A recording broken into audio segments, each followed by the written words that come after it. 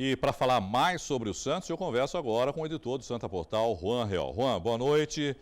Os números do Santos na mão do Dorival Júnior são muito positivos, né? Isso não dá para negar. Desde que ele assumiu foram 4 vitórias, 1 empate e só 1 derrota. A gente até comentava, foi contra o Palmeiras lá jogando na Arena. O problema do Santos era o técnico, Juan, vai fazer isso? Não quero te colocar em nenhuma situação difícil. Porque é o mesmo elenco, não é? Pois é. Boa noite, Irineu. Boa noite, amigos do Caderno Regional. A gente até conversava nos bastidores, né, Irineu? Essas situações da mudança do Marcelo Fernandes para o Dorival Júnior e aí o Santos começar a engrenar na competição e se afastar da zona do rebaixamento a cada jogo, faz com que isso no Brasil seja comum, a mudança dos treinadores.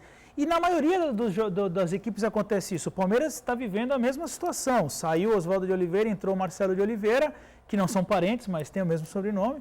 E o Palmeiras deslanchou aí, agora, né, a gente já vai conversar sobre essa nova derrota do Palmeiras, mas saiu daquela zona de desconforto, não do rebaixamento, mas jogando más partidas e deslanchou. Então o Dorival, ele acertou o Santos, faz com que os dirigentes acreditem que toda hora mudar o treinador é o que acontece.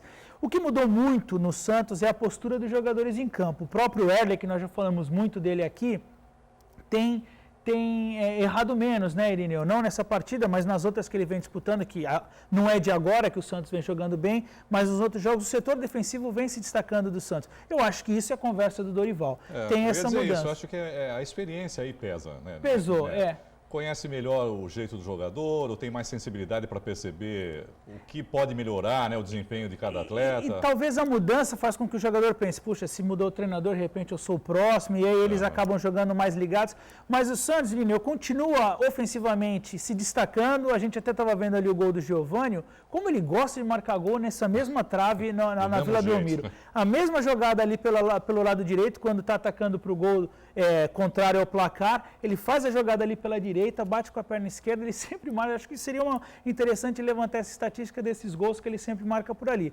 O Santos, Irineu, que a gente conversava antes também, faz os 3 pontos no jogo que tem que fazer. E é assim que se afasta da zona do rebaixamento. E por isso o Santos vai respirando cada vez mais aliviado. Vai ter o Vasco, que é outra equipe que está lá embaixo. E provavelmente o Santos vai conseguir um placar. É capaz que até consiga um placar amplo. Vídeo que a gente viu recentemente com o Palmeiras e contra o Corinthians. E o Santos vai mesmo apagar de vez qualquer fantasma da zona do rebaixamento. E o Dorival prova que de vez em quando mudar o treinador faz muito bem a equipe. Mas a gente continua defendendo que não é interessante isso para o futebol brasileiro. Bom, vamos falar sobre a participação dos outros times do estado na rodada. Juan, clássico entre São Paulo e Corinthians no Morumbi, deu empate 1-1. Luciano abriu o placar para o Corinthians no primeiro tempo e Luiz Fabiano empatou no segundo, depois de carimbar a trave 2 vezes também. O Corinthians segue como vice-líder da competição, 34 pontos, São Paulo é o oitavo com 28. Pois é, Irineu. Nesse caso, o treinador de São Paulo mudou, mas não... Né, o Luiz Fabiano marcando gol em clássico é que chama atenção, né? Mas é interessante que o Santos foi o único time grande de São Paulo que venceu na rodada. Pintou o campeão aí, Irineu. Já diminuiu 2 pontos para o Corinthians e para o São Paulo. Mas o São Paulo pressionou bem, foi para cima. O Corinthians, a gente sabe da qualidade, está melhor na tabela. E acabou ficando empate. A qualidade não foi um grande jogo de futebol, é o que se espera do time do Tite. Geralmente contra os times grandes ele não faz com que o Corinthians seja vistoso, ele faz com que o Corinthians seja competitivo.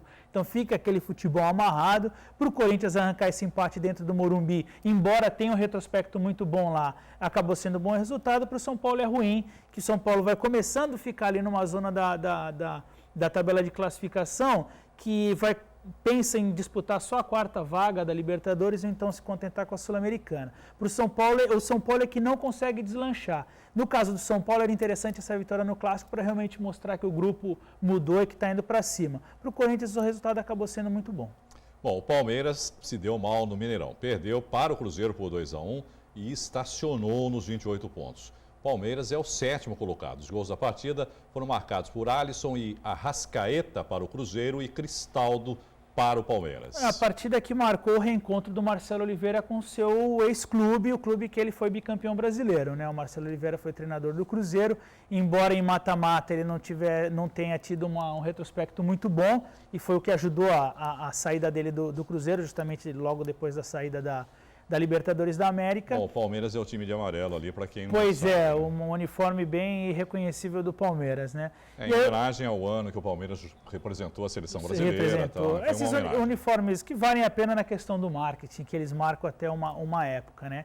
E para o Palmeiras acabou mais uma derrota, também desceu muito na tabela, ele que já chegou a figurar entre os 4 primeiros colocados, caiu, mas o Palmeiras continuou jogando bem, fez um segundo tempo muito bom.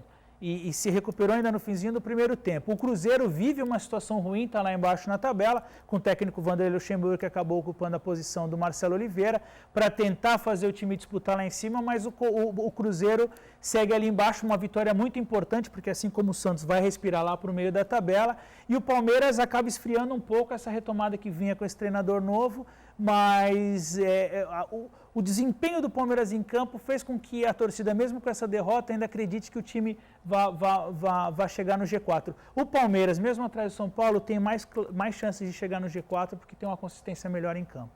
Bom, um pouquinho da participação dos times da região agora na rodada do Campeonato Paulista da segunda divisão. A Portuguesa Santista está fora da competição. A Briosa não conseguiu superar o líder do grupo 3, o São Bernardo, fora de casa. Perdeu por 3-0, Juan.